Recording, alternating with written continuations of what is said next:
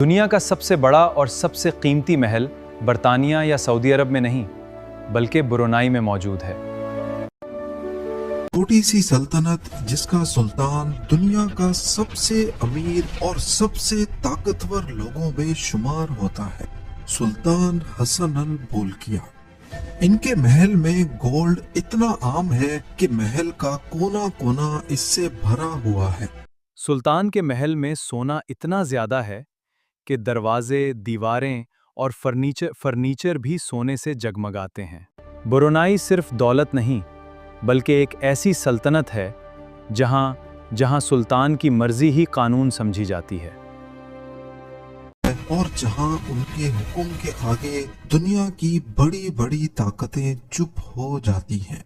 Brunei एक छोटी लेकिन नेचुरल रिसोर्सेज से माला माल कंट्री है, जहां के रूलर हसन अल बोल्किया एक ऐसी पर्सनैलिटी के मालिक हैं जो राज, शान और ताकत का जीता जागता सबूत है। 1967 से अभी तक ये ब्रुनाई के तख्त के अकेले मालिक हैं और क्वीन एलिजाबेथ II के इंतकाल के बाद अब वो दुनिया के सबसे ज्यादा अरसे तक हुकूमत करने वाले बादशाह बन चुके हैं। ये कहानी सिर्फ वक्त की नहीं बल्कि उस दौलत की है जो आम इंसान सोच भी नहीं सकता। कई इंटरनेशनल सोर्सेज ने रिपोर्ट किया है कि हसन अल बोल्किया की पर्सनल नेटवर्थ $30 बिलियन से भी ज्यादा है और ये बहुत मोहतात अंदाजे हैं। इनकी असल वेल्थ के बारे में अभी तक किसी को इल्म नहीं हो सका। इनकी शान और शौकत और लग्जरी लाइफस्टाइल के पीछे ब्रुनाई के तेल और गैस के वसी ज़खायर सुल्तान की बेपनाह दौलत का सबसे बड़ा जरिया हैं। पर ब्रुनाई के सुल्तान उन शाही खानदानों में से नहीं हैं जो अपनी दौलत को छुपाते हैं। इनके पास है दुनिया की सबसे बड़ी प्राइवेट कार कलेक्शन, जिसमें हैरत अंगेज तौर पर 7000 गाड़ियां मौजूद हैं।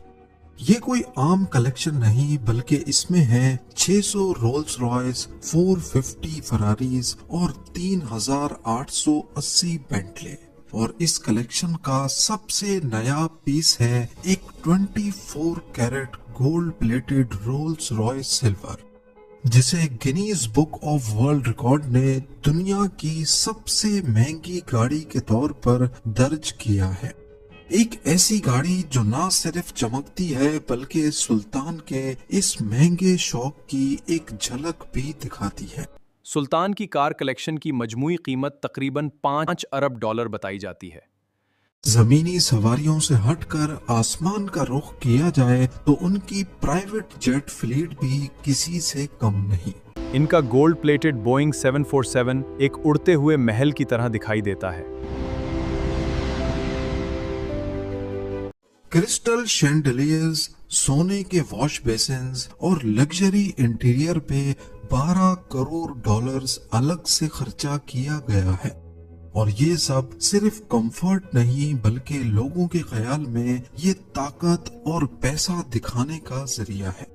बात यहाँ पर खत्म नहीं होती। सुल्तान ने अपनी बेटी को भी बर्थडे गिफ्ट में प्राइवेट जेट गिफ्ट किया था। सुल्तान की निजी कलेक्शन में कल 17 शाही तैयारे शामिल हैं, जो उनकी प्राइवेट कलेक्शन है, और हर एक जहाज में सोने का भरपूर इस्तेमाल किया गया है। इसी वजह से ब्रुनाई के सुल्तान जमीन तो जमीन, आसमान के शहंशाह भी कहलाए जाते हैं। सुल्तान की पर्सनैलिटी के और भी कई दिलचस्प पहलू हैं, जैसा कि वो रॉयल मिलिट्री एकेडमी सैंडहर्स्ट के एक सर्टिफाइड पायलट हैं। वो अपने पसंदीदा नाई को सिर्फ बाल कटवाने के लिए लंदन से ब्रुनाई बुलाते हैं। सिर्फ एक हेयर कट पर $21,000 खर्च करते हैं। ये उनके लग्जरी लाइफस्टाइल का एक छोटा सा नमूना है। सुल्तान एक आर्ट कलेक्टर भी हैं, जिन्होंने मशहूर फ्रेंच पेंटर रेनवार की पेंटिंग $7 करोड़ में खरीदी थी। खर्चा करने में ये इतने खुले हाथ के हैं कि 1996 में अपनी 50वीं सालगिरह पर सुल्तान ने सिर्फ एक तकरीब में करोड़ों डॉलर खर्च कर दिए। جس میں مائیکل جیکسن کو پرفارمنس کے لیے ہی $2.25 کروڑ ادا کیے گئے۔ اس دوران پورے ملک میں 2 ہفتے کی چھٹی منائی گئی اور خاص اس اوکیزن کے لیے پورا ایک نیا اسٹیڈیم بنوایا گیا۔ اس شاہی تقریب میں دنیا بھر سے ہزاروں خصوصی مہمانوں نے شرکت کی۔ پر اصل حیرانی کی بات یہ تھی کہ برتھ ڈے پارٹی میں آئے رائل گیسٹ کو اصلی سونے کے میڈلز دیے گئے۔ محل کی بات کی جائے تو یہ فلیپینو آرکیٹیکٹ لیانڈرو لاکسنز نے ڈیزائن کیا، جبکہ انٹیریئر ڈیزائن خوان چیو سے ڈیزائن کروایا گیا، جنہوں نے مشہور زمانہ برج العرب کو بھی ڈیزائن کیا تھا۔ 1984 میں اس محل کی کنسٹرکشن پر $1.5 ارب کا خرچہ آیا، ٹھیک اتنا ہی جتنا خرچہ برج خلیفہ کی کنسٹرکشن میں آیا تھا۔ یہ محل، جسے نور الایمان کہتے ہیں، پیرس کے ورسائل پیلس سے بھی 3 گنا بڑا ہے۔ یہ محل تقریباً 1788 کمروں پر مشتمل ہے۔ 257 باتھ رومز، 5000 مہمانوں کے لیے بینکویٹ ہال، 1 مسجد، 110 گاڑیوں کے لیے گیراج، 200 پولو پونیز کے لیے ایئر کنڈیشنڈ اسٹیبل اور 5 سوئمنگ پولز موجود ہیں۔ اور سب سے خاص بات، اس کا ڈوم 22 کیرٹ گولڈ سے بنا ہوا ہے۔ اس محل کے گنبد پر 22 قیرات سونے کی تہ چڑھائی گئی ہے۔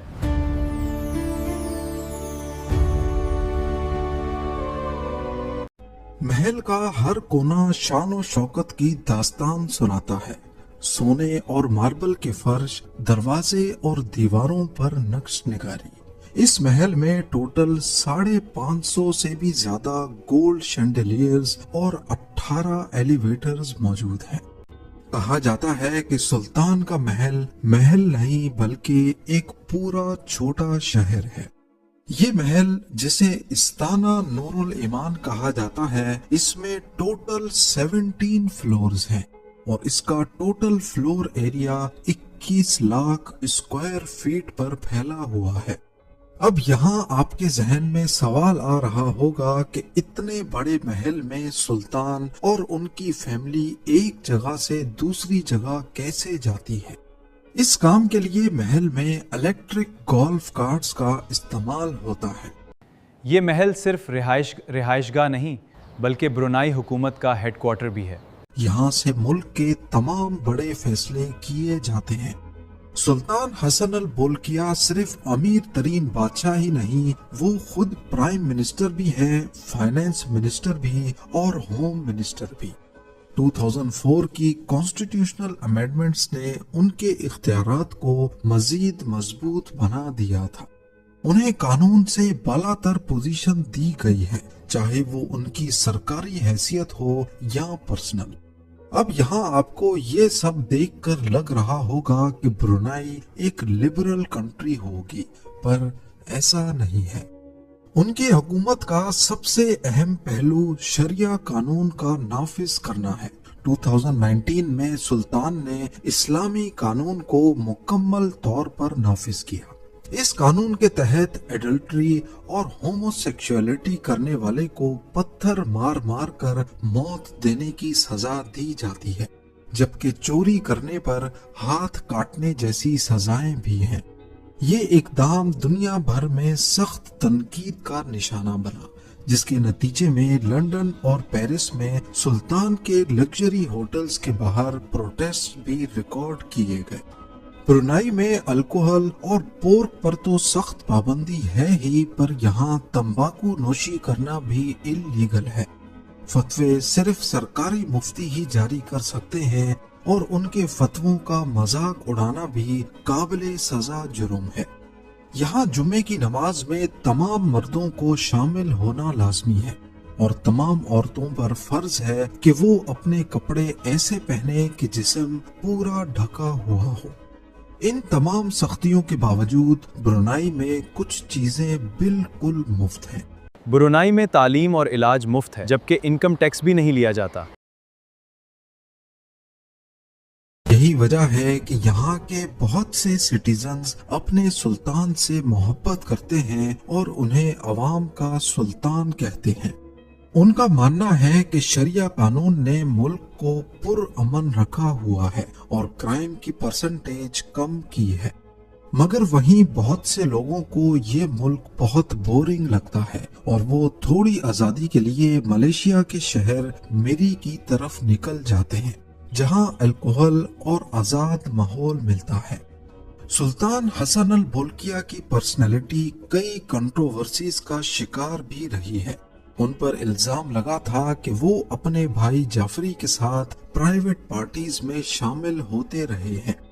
1997 میں مس یو ایس اے شنون مارکیٹک نے سلطان اور ان کے بھائی پر کیس کیا تھا، یہ دعویٰ کرتے ہوئے کہ انہیں ہوسٹیج بنایا گیا اور غلط کام کرنے پر مجبور کیا گیا، لیکن یو ایس کورٹ نے سوورن امیونٹی کی وجہ سے سلطان کے خلاف کوئی فیصلہ نہیں دیا، جس سے یہ ظاہر ہوتا ہے کہ وہ پیسے کے ساتھ ساتھ بھرپور طاقتور شخص بھی ہیں۔ اس کے علاوہ 1990s میں ایک اور اسکینڈل ہوا تھا جسے امینڈیو کرائسس کہا جاتا ہے۔ برونائی کے سلطان کے چھوٹے بھائی پرنس جعفری بولکیہ پر الزام لگا کہ انہوں نے اربوں ڈالرز کی شاہی دولت کا غلط استعمال کیا تھا۔ انہوں نے لگژری یاٹس، پرائیویٹ جیٹس اور ہزاروں قیمتی گاڑیوں پر پانی کی طرح پیسہ بہا دیا۔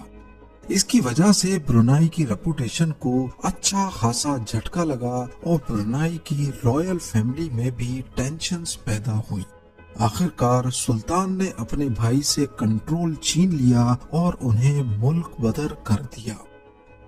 برونائی ایک ایسی سلطنت ہے جہاں کا ایک حصہ لگژری کی داستان بیان کرتا ہے تو دوسری طرف سخت اسلامی قانون اپلائی ہوتا ہے، پر ان سب کے علاوہ کچھ ایسے فیکٹس بھی ہیں جو شاید آپ نے برونائی کے بارے میں پہلے کبھی نہ سنے ہوں۔ برونائی لفظ کا اصل میں مطلب ہوتا ہے دیٹس اٹ۔ اس کا پورا نام نیگیرا برونائی دارالسلام ہے، جہاں نیگیرا کا مطلب ہے کنٹری اور دارالسلام کا مطلب ہے پیسفل رہنے کی جگہ۔ برونائی سے نکلنے والا آئل اور گیس ملک کی 90% اکنامی چلاتا ہے۔ ورلڈ وار 2 میں آئل کی کمی کی وجہ سے جاپان نے برونائی پر قبضہ کر لیا تھا اور پھر برٹشرز نے اسے جاپان سے آزاد بھی کروایا۔ 2013 میں برونائی شارک فننگ یعنی شارک کی پونچھ کاٹنے پر بین لگانے والی پہلی ایشین کنٹری بنی۔ برونائی میں ایجوکیشن پر بہت زور دیا جاتا ہے اور یہاں کا لٹریسی ریٹ دنیا کے کئی ملکوں سے بہتر ہے، جو 98% کے قریب ہے۔ یہاں کی کرنسی برونائی ڈالرز ہے، جو سنگاپور میں بھی چل سکتی ہے۔ کیمپونگ ایئر، جسے وینس آف دا ایسٹ بھی کہا جاتا ہے، برونائی ریور پر پانی کے اوپر بنی ایک پرانی بستی ہے جو برونائی کے قدیم کلچر کی جھلک دکھاتی ہے۔ سبسکرائب